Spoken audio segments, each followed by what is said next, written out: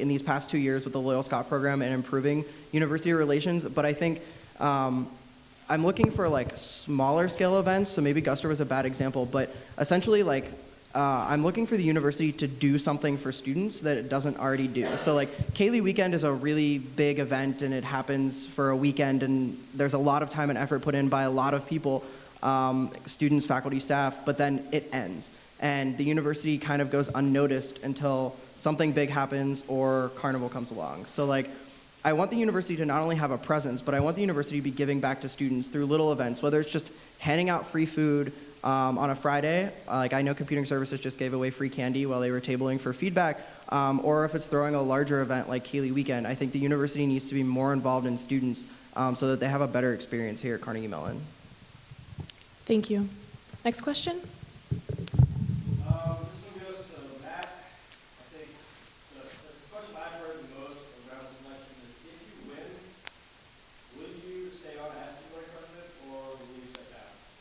This question is for Matt, just to rephrase. Will you stay on as student body president or will you step down if you are elected? You know, that's my worst nightmare, to actually have that realized. You know, honestly, I think I've heard a lot of compelling arguments from both people saying yes and no.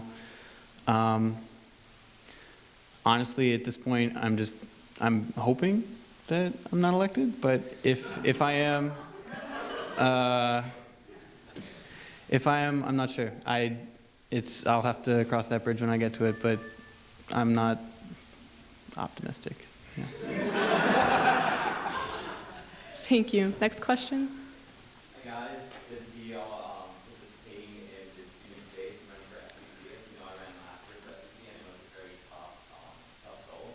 So I wanted to read y'all a quote that recently came out in the party, and it's your vice president's organization that spoke first that gave this quote. I think the only part of what he hasn't really fulfilled in his discretionary objectives, speaking as a second semester senior, is really easy to check out. So it's actually really for every candidate. I'm kind of interested, how will you make sure that, well, one, are you willing to give up your senior year? And two, how are you going to make sure that you're checking that not only are you being accountable to the student senate, but also to the student government and the constituents that are voting for you?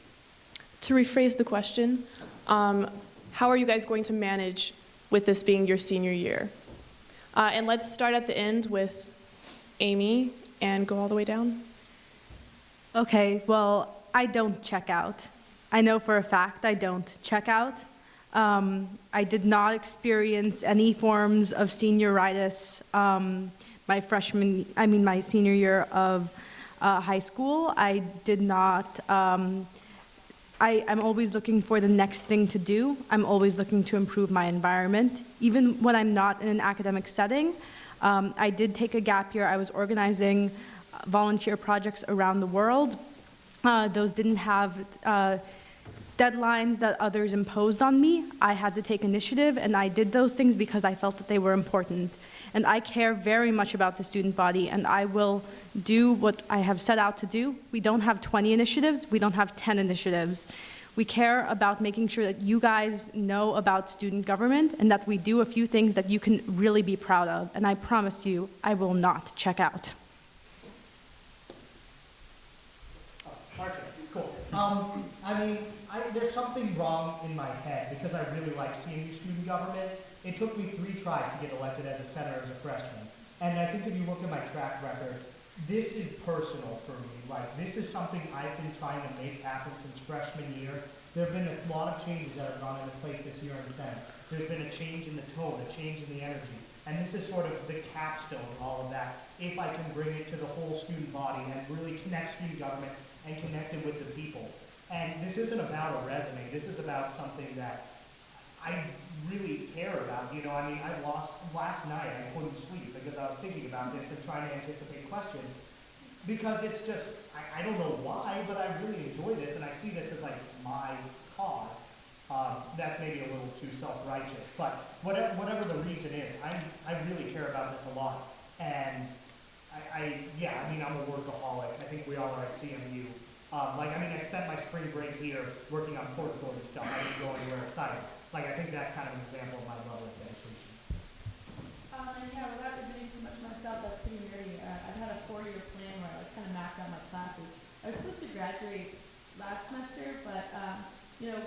me about student elections, and I kind of believe so much in him that I really want to run alongside him and support him. So if there's any kind of evidence, the evidence is that it has nothing to do. So Our schedules are pretty clear. or we clear our schedules for this. As for Brian and I, we know that we're both going to be seniors next year, and that is a really great question that you asked. We want to use our last year here at CMU to really just give back to campus as much as we've gotten through our experience here. And we're very passionate people, so we're going to make sure that we have very strong ties and a strong team dynamic with our cabinet, our executive members, and also the board of directors, so that we can make sure that things get done in terms of burnout. And we are very passionate people in that we'll spend the time to encourage people to follow through with the initiatives that they say they will. And visibility is also one of the main things of our platform. So in terms of not following through with initiatives or just not doing anything after like halfway through senior year, that's not something that will be happening, because we will hold ourselves accountable for the things that we say we'll do, and you'll know exactly what those things will be. Just to add, we've been running a campaign, but we've also been starting to build those relationships so that we know that our initiatives are both feasible and relevant to the student body. We met with all the members of the board of directors currently. We reached out to them. We've been talking to senators, students like you. We've met with the vice president of student affairs, dean of student affairs, just to make sure that the things that we're thinking about really resonate with the student body, and that that we can actually do them. And so we've been starting to build those relationships, and we wouldn't be wasting our time doing that if we didn't intend on following through. So, like Will said, I'm really passionate about this position, and I want this position. I want to see the changes that you want on campus happen, and I want to help facilitate that.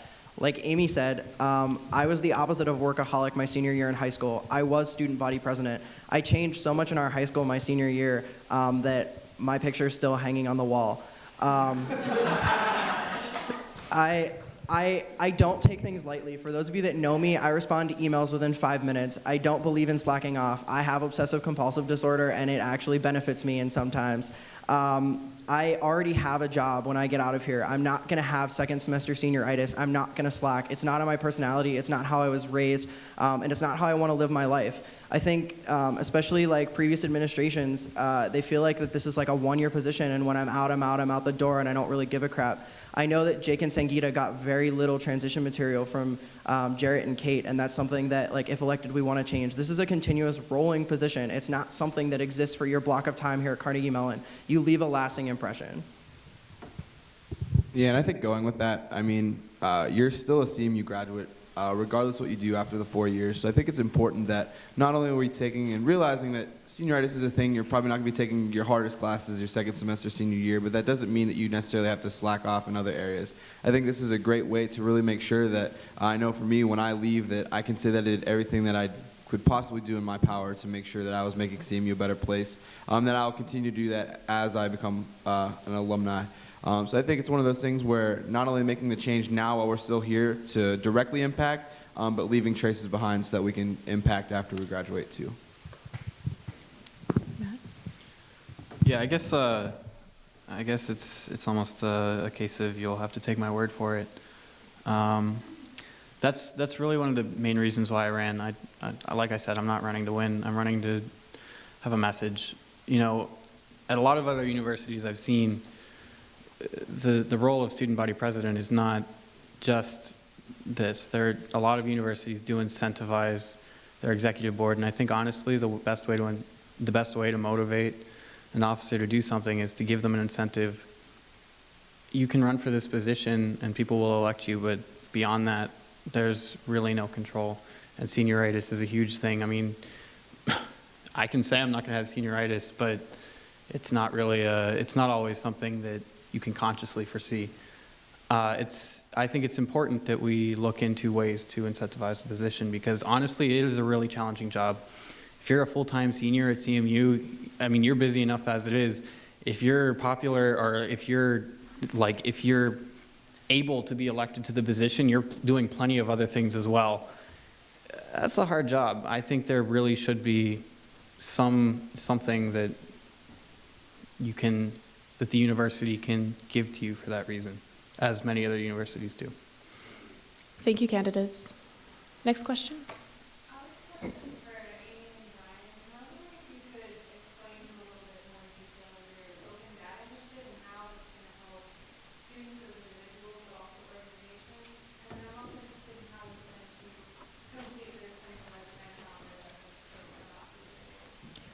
Amy and Brian, can you please explain your open data initiative and the centralized calendar that you proposed? Okay, so a little bit of story time is that actually last year when I was running for senator, first of all, that's a little interesting that I even like campaigned, I put up posters, I had a platform just for Senate seat for SCS. I promised that we would have APIs for school data. That means that we want to have data sets open in a way such that it's easy for people to interface with that data and to use it. And in the past year, I've worked on this problem from a technical perspective, but I realize it's not just a technical problem, it's a policy problem. And I hope that from the top, we can start to influence administrators to open up data sets so that developers, but also other people, can use these data sets to create new things and to solve the problems in their surroundings. I'm also leading a group of schools in trying to do this because open data is not just a problem that some nerdy people at Carnegie Mellon are working on. This is something that the world is working on. The US government is working on this. And I think that Carnegie Mellon, along with Princeton, UPenn, and a bunch of other schools I'm working with, could really lead the world in showing what can happen if you open up data sets. That being said, I think that the centralized event calendar really should come from a student initiative. And I think that by opening up data sets, we can look at the different initiatives that students create and try to make this an official thing. I know that Schedule Man was once a student project, now it's owned by the Tartan, and that's something that all students benefit from, even if now it's being replaced by other means. People are still using their Schedule Mans, and I hope that we can encourage people to make something that we'll use for years to come. Thank you, candidates. Well, I have a question for all candidates, actually two. The first one is, for your first two meetings of exec, what's the agenda? So the question is addressed to all candidates. For the first two meetings of exec, what is your agenda? Can we not start with Amy? Can we start the other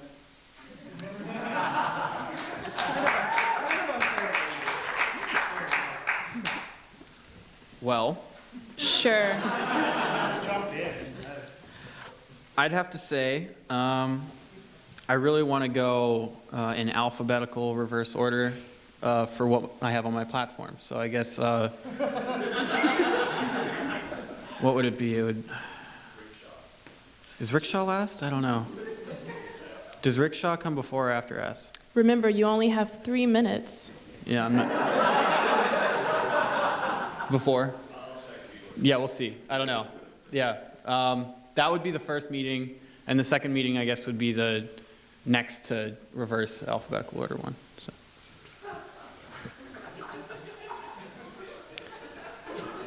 Seth and Joe?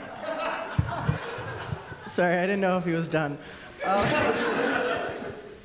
As far as an agenda, obviously like an actual agenda would go out. The first meeting would probably be rather informal. As far as I'm concerned, we have initiatives for a reason. So the first meeting would be talking about our initiatives, and Joe and I have already prioritized our initiatives, and they're kind of prioritized on the website and on the elections website. So in that first meeting, I want to hit the ground running. Not only do I want that first cabinet meeting to happen the first week of school, but I want to hit the ground running and assign people initiatives and see what they can come back with in the second week. The second meeting agenda is going to be the follow-up from that. So really, like, I don't have a specific agenda. I can tell you what specific things I'm going to talk about, but it's a matter of, on that first week, we're going to hold cabinet, and if people